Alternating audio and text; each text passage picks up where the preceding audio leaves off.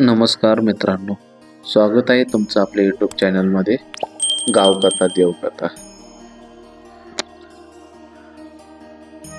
श्रावणात शिवभक्तीचं महत्त्व काय हे आपण जाणून घेणार आहोत त्या व्हिडिओच्या माध्यमातून. नमस्कार. श्रावण महिना आला की सगळीकडे शिवमय वातावरण निर्माण होतं. पावसाच्या सरी, हिरवळ आणि मनाला शांतता. या काळात भगवंत शंकराची उपासना सर्वात फलदायी मानली जाते. श्रावण आणि शिव यांचं नातं काय आहे? पुराणानुसार श्रावण महिन्यात समुद्र मंथन झालं आणि त्यातून हलहल विष बाहेर आलं. संपूर्ण जगाचं रक्षण करण्यासाठी भगवान शिवशंकर यांनी ते विष पिऊन आपल्या घशात धारण केलं. बघा, घशात धारण विष केलं.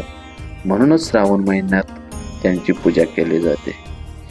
त्यांच्या त्यागासाठी आणि कृपेच्या आशीर्वादासाठी सोमवारी व्रत केले जातात. श्रावणात दर सोमवारी उपवास केला जातो. हा दिवस शिवचा दिवस मानला जातो. या व्रतामुळे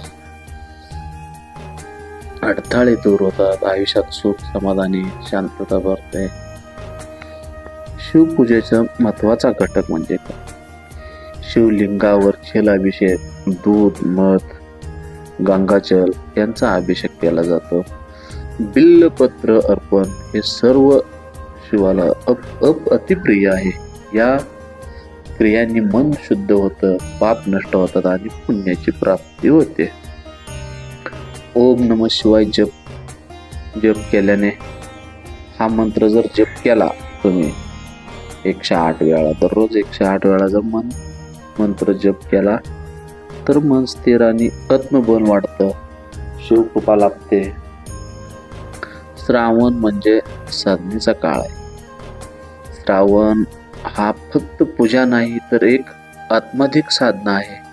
हा काळ संयमाचा, शुद्धीचा आणि भक्तीचा आहे. तर मित्रांनो, या पवित्र श्रावण महिन्यात शिवभक्ती करून आपलं मन, शरीर, आत्मा या तिन्ही शुद्धीकरण करूया. ओम नमः शिवाय. जय शंकर, जय भोलेनाथ. आपल्या चॅनलला सबस्क्राईब करा, लाईक करा.